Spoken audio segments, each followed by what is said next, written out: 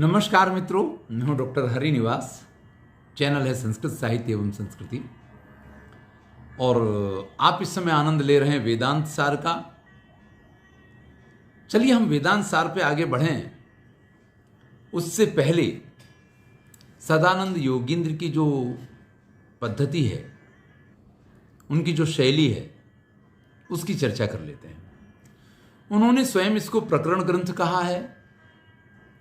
प्रकरण की व्याख्या हम कर चुके हैं कि एक शास्त्र के विषयों के विवेचन के लिए जब आप उसकी संपूर्ण सिद्धि के लिए, यानी उसको अच्छी तरीके से लोगों को समझाने के लिए कुछ अन्य प्रमाणों का आश्रय लेते हैं और दूसरी चीज़ों का भी समावेश करके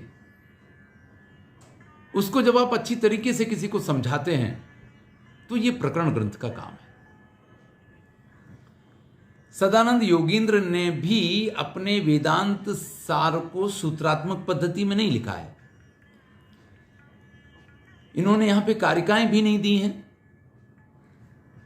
स्वयं ही एक बात को कहते हैं और फिर स्वयं ही उसकी व्याख्या भी करते हैं।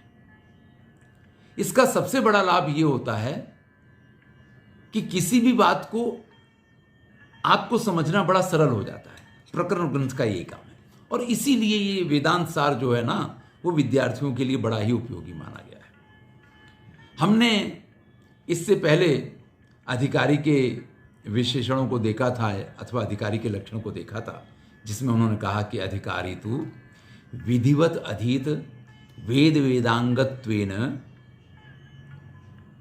अपाततो अधिगत अखिल वेदार्थोस्मिन् जन्मनि जन्मांतरे। वाह, आस्तिक दर्शन है, ये पुनर्जन्म के सिद्धांत को मानता है और ये बात बिल्कुल निश्चित है क्योंकि हम भी इसी परंपरा को स्वीकार करते हैं।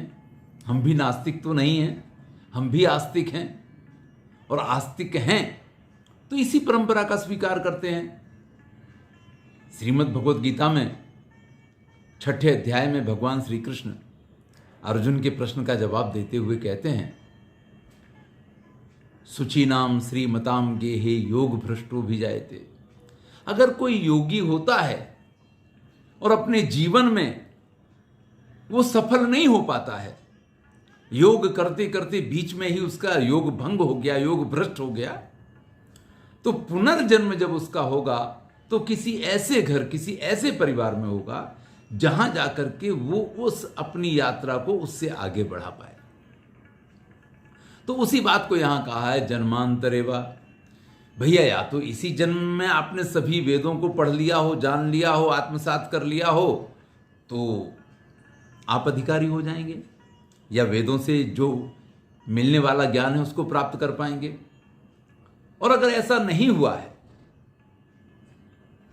कई बार हमें ऐसा लगता है, मैं अपने इससे पहले के वीडियो में भी कई बार इस बात को कह चुका हूं कि कुछ लोगों की स्थिति ऐसी होती है कि वो विषय को सुनते हैं, विषय को पढ़ते हैं और वो उनके लिए आत्मसात हो जाता है।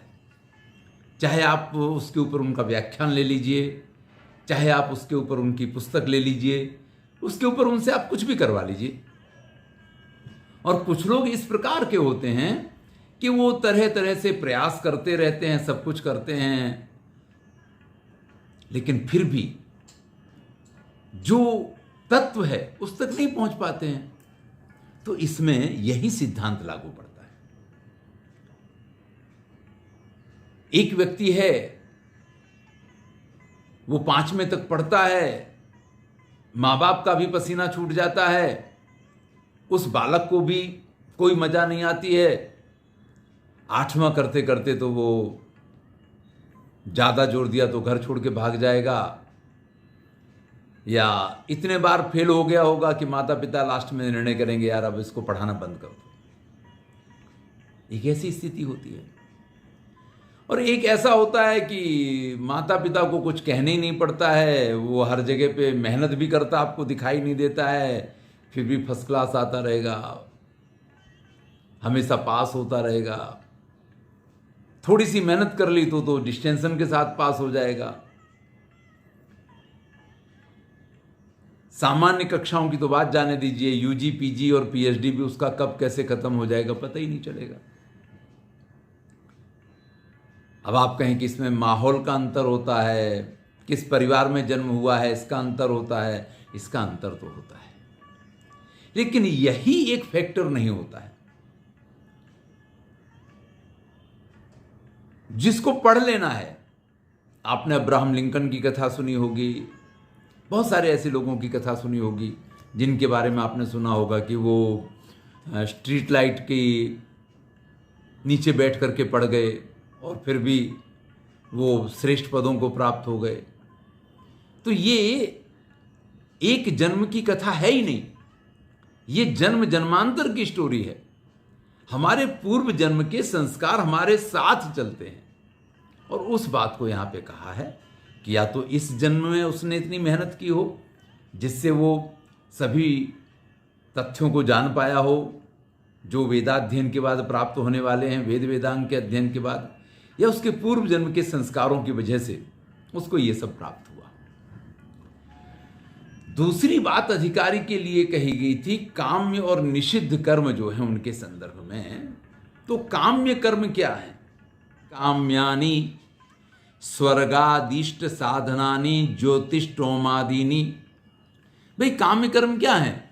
हमारे मन में कुछ कामनाएं होती हैं, हमें सिद्ध होना है, हमें स्वर्ग जाना है, हमें श्रेष्ठता को प्राप्त करना है। ये जो कामनाएं होती हैं, और इन कामनाओं के लिए आप जो भी कार्य करते हैं वो काम्य कर्म कहे जाएंगे। मान लीजिए आपको स्वर्ग जाना है तो आपको पुण्य करने पड़ेंगे, क्योंकि पुण्य के प्रताप से ही स्वर्ग जाया जा सकता है। अब पुण्य के लिए, जो भी पुण्य के लिए कहा गया है कि दान करो, धर्म करो, सत्संग करो, आप जो तरह तरह के यज्ञ याग आदि दान धर्म पुण्य कर्म करते हैं ना, वो आपके काम्य कर्म है। काम्य के बाद चलिए निषिद्ध कर्मों की बात करते हैं, तो कहते हैं निषिद्धानि नरकादि अनिष्ट साधनानि ब्राह्मण हननादीनि। भाई निषिद्ध कर्म वो हैं जो आपको नरक में ले जाते हैं, जो अनिष्ट के साधन हैं, ब्राह्मण हत्या वगैरह। चलिए ये तो बड़ी बात कर दी गई, लेकिन जैसे काम्य कर्म आपको स्वर्ग ले जाने के लिए होते हैं ना, ऐसे ही निषिद्ध कर्म नरक ले जाने के लिए, यानी आपको दुखी करने के लिए। अब दुखी आप किन किन चीजों से हो सकते हैं, अगर आप इस चीज को समझ लें तो वही कर्म आपके लिए निषिद्ध कर्म है, ये भी आप जान सकते हैं। मान लीजिए अभी आएगा इसके बाद कि नित्य कर्म आपको करने पड़ेंगे। नित्य कर्म का अर्थ है कि जो आपकी बेसिक नीड्स हैं उनको पूरा करने के लिए आपको भोजन भी करना होगा। भोजन करना आवश्यक है शरीर को चलाने के लिए, लेकिन वो भोजन सात्विक हो तो अच्छी बात है। तामसी भोजन आप मत कीजिए, तामसी भोजन का निषेध किया गया है।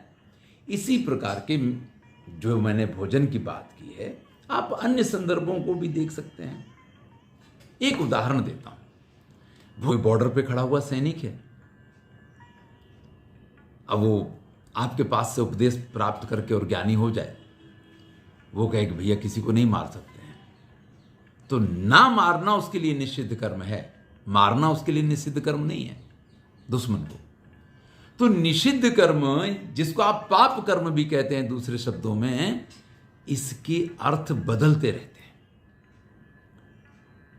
एक के लिए जो निषिद्ध नहीं हो सकता है, दूसरे के लिए वो निषिद्ध हो सकता है। निषिद्ध कर्म के बाद कहते हैं नित्य कर्म। तो ये तो हमने आपसे कहा कि भाई इस संसार में अगर हम जी रहे हैं तो खाना भी पड़ेगा, पीना भी पड़ेगा, खाएंगे पिएंगे तो नित्य कर्म से निवृत्त भी होना पड़ेगा, मुंह साफ करने के लिए ब्रश भी करना पड़ेगा। ये जितनी प्रकार की प्रक्रियाएं हैं ये नित्य कर्म में मानी गई हैं। लेकिन इसके अतिरिक्त संध्या बंदन करना, सूर्य को जल देना, ये सब भी नित्य कर्म के ही भाग हैं। जब व्यक्ति जीवन मुक्त हो जाता है ना, तो उसको ना तो स्वर्ग की कामना रहती है, ना उसको नरक का भय रहता है, तो उसके लिए करणीय कुछ होता ही नहीं है। वो क्या करे भाई? कोई आकांक्षा ही नहीं है तो करेगा क्या? तब भी नित्य कर्म तो करने होते हैं। इसी प्रकार से नैमित्तिक कर्मों की बात आती है। पुत्र जन्म है, पुत्री का विवाह है, स्थितियां परिस्थितियां ऐसी खड़ी होती हैं कि आपको वो काम करने पड़ते हैं। आप बिल्कुल इस संसार से जीवन मुक्त हो जाएं, विरक्त हो जाएं, लेकिन अगर कन्या का विवाह है और आप उसके पिता हैं तो आपको उसका कन्यादान करना पड़ेगा। ईश्वर ने इसके लिए आपको निमित्त बनाया है, इसलिए आपके घर में उस पुत्री को जन्म दिया है। और अगर आप उसके पिता हैं तो आपको नैमित्तिक कर्म के रूप में उसका कन्यादान करना होगा। आप कितने भी जीवन मुक्त हो जाएं, लेकिन अगर मैं कॉलेज में अध्यापन कार्य कर रहा हूं, मुझे कितना भी ज्ञान हो जाए, मैं कितना भी कुछ भी कर लूं, फिर भी ये मेरे नैमित्तिक कर्म हैं कि इस स्थान पे बैठ करके जो जवाबदारियां मेरे सिर पे हैं उनको मैं पूरा करूं। ये आवश्यक है। फिर नंबर आता है प्रायश्चित्त का। और प्रायश्चित्त जो है ना, पाप क्षय साधनानि, ये पापों के क्षय का एक साधन माना गया है। प्रायश्चित्त क्या है? हम कुछ भी करते हैं, करते करते कई बार ऐसा हो जाता है कि मन को ये होता है कि ये गलत हो गया। गलत करने का इरादा नहीं था, लेकिन हो गया गलत। लेकिन अगर गलत हो गया है, आपको इस चीज का एहसास है, तो अगर आप उसका प्रायश्चित कर लेते हैं तो आपके मन को शांति मिल जाती है। और अगर आप प्रायश्चित नहीं करते हैं तो भैया फिर आप ये समझ लीजिए कि अंदर से आपका मन कचोटता रहेगा, आपको मन परेशान करता रहेगा। लेकिन प्रायश्चित कब संभव है, ये जानना बड़ा जरूरी है। पाप क्षय का ये साधन है, चांद्रायण व्रत वगैरह इसमें किए जा सकते हैं, लेकिन ये कब, प्रायश्चित किन कर्मों के लिए किया जाता है? तो सबसे पहले आप ये समझ लीजिए कि आपको नित्य कर्म और नैमित्तिक कर्म तो करने हैं। अब नित्य कर्म करते करते कोई ऐसी घटना बन गई कि आपको पता चला कि ये तो आपसे गलत काम हो गया है, तो आप उसके लिए प्रायश्चित कर सकते हैं। नैमित्तिक कर्म करते करते भी कभी ऐसा हो सकता है कि आपसे कुछ गलत हो जाए। आप अपने पुत्र को किसी विद्यालय में एडमिशन दिलवाने के लिए गए। अब उस विद्यालय में एक ही सीट थी, 2 व्यक्ति उपस्थित थे। अब वास्तविकता तो यह है कि वहां पे जिसका नंबर हो उसी का सिलेक्शन होना चाहिए, लेकिन आपकी जानकारी थी, आपके पहचान वाले थे, या आपका आदर सम्मान करते थे, या आपके पास धन था, या आपके पास कुछ इस प्रकार का वग था जिसका आपने उपयोग किया। आपने कहा कि आपका नैमित्तिक कर्म है ये, अपने पुत्र को योग्य विद्यालय में एडमिशन दिलवाना, ये आपके कर्तव्य का एक भाग है। और आपने दूसरे के अधिकार को छीन लिया, जिसको मिलना चाहिए था उसकी जगह अपने पुत्र का एडमिशन करवा दिया। तो भैया ये पाप हुआ, बिल्कुल ये पाप है। आप ये नहीं कह सकते हैं कि मुझसे कोई अधिक शक्तिशाली होता, मुझसे कोई अधिक पैसे वाला होता, मुझसे अधिक ऐसा होता तो वो अपना करवा देता तो मेरा भी रह जाता। ये आर्गुमेंट नहीं हुआ करता है आपका। इसलिए प्रायश्चित उन पापों के क्षय के लिए है जिनकी अनुभूति आपको अंदर से हो। अब अगर आपको अंदर से ये लगता है कि यार ये मुझसे गलत हो गया है, तो आपको इसका प्रायश्चित करना चाहिए। जैसे मैंने आपसे कहा कि इस वर्ष मैंने ये व्रत लिया कि अगर मैं किसी के ऊपर क्रोध करूंगा, किसी के ऊपर चिल्लाऊंगा, किसी को डांटना अलग बात है, किसी के ऊपर चिल्लाना, क्रोध में आवेग में आकर के फिर उसकी नहीं सुनना और गुस्सा करते चले जाना, ये एक अलग चीज है और ये नहीं करना चाहिए। तो मैंने व्रत लिया कि अगर ऐसा कभी हो जाएगा मुझसे, क्योंकि आवेग जब आता है तो व्यक्ति नहीं भी रोक पाता है, तो मैं दूसरे दिन अन्न ग्रहण नहीं करूंगा, मैं व्रत करूंगा, मैं उपवास करूंगा। तो ये मैंने स्वयं एक प्रायश्चित निर्धारित किया है। तो इस प्रकार से प्रायश्चित जो है ना, वो हमारे पापों के क्षय के लिए होता है। अब इसमें चांद्रायण व्रत की बात की गई है, चलिए थोड़ा इसके बारे में भी जान लेते हैं। अधिकांशतः हमारी स्थिति ये होती है कि अगर हम भोजन करते हैं तो 12 से 15 कौर में हमारा पेट भर जाता है। 15 ग्रास तक व्यक्ति खाता है और वो तृप्त हो जाता है, यही एक वास्तविकता है। फिर अगर इससे अधिक कोई खाता है तो ये विकृति है, प्रकृति नहीं है, आप ये मान के चलिए। इससे कम खाना विकृति नहीं है, लेकिन इससे अधिक खाना ये विकृति है। चांद्रायण इसका नाम है, चंद्रमा के साथ इसका सीधा संबंध है। तो पूर्णिमासी के दिन चंद्रमा पूर्ण होता है, यानी आप पूर्ण भोजन करेंगे, 15 ग्रास आप भोजन करेंगे। उसके बाद आएगी प्रतिपदा। आज चंद्रमा की 1 कला कम होगी, और अगर 1 कला कम होगी तो आपका 1 कौर कम हो जाएगा।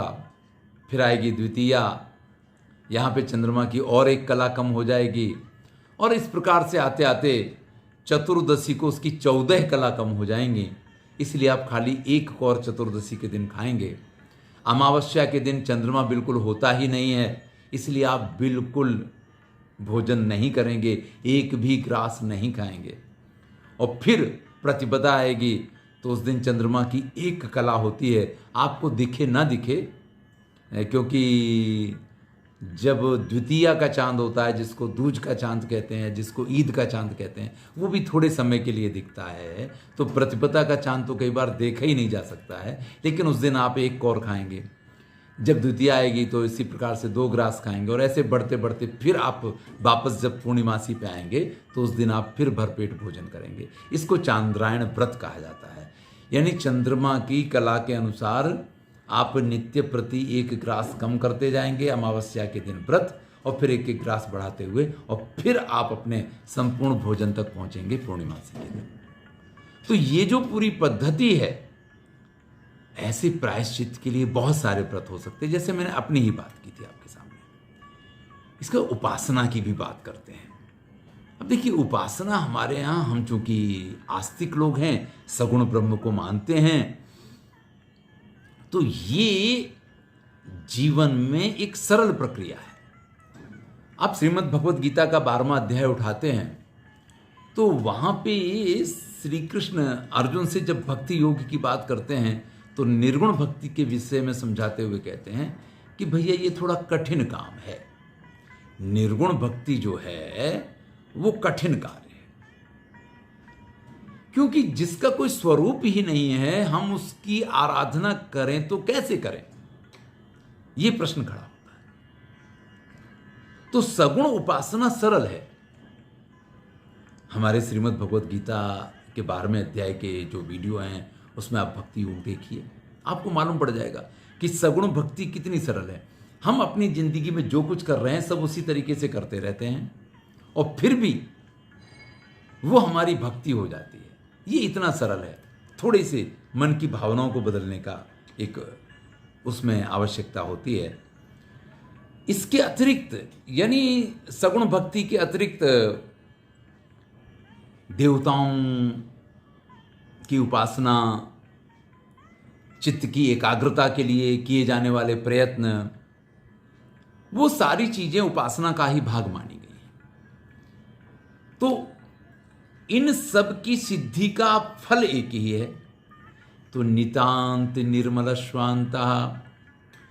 तो वो व्यक्ति अंदर से एकदम निर्मल हो जाता है, स्वच्छ चित्त हो जाता है, उसका मन सिर्फ और सिर्फ कोरे कागज की तरह हो जाता है। चलिए, इस सब का जो फल है उसकी चर्चा अगले पैराग्राफ में की गई है, तो हम भी अगले वीडियो में इसकी चर्चा करेंगे। एतेषां नित्यादीनां बुद्ध शुद्धि परमं प्रयोजनम। तो इसकी चर्चा हम अगले वीडियो में करेंगे। मैं हूं डॉक्टर हरि निवास। आनंद लीजिए, अच्छा लगे तो मित्रों के साथ शेयर कीजिए।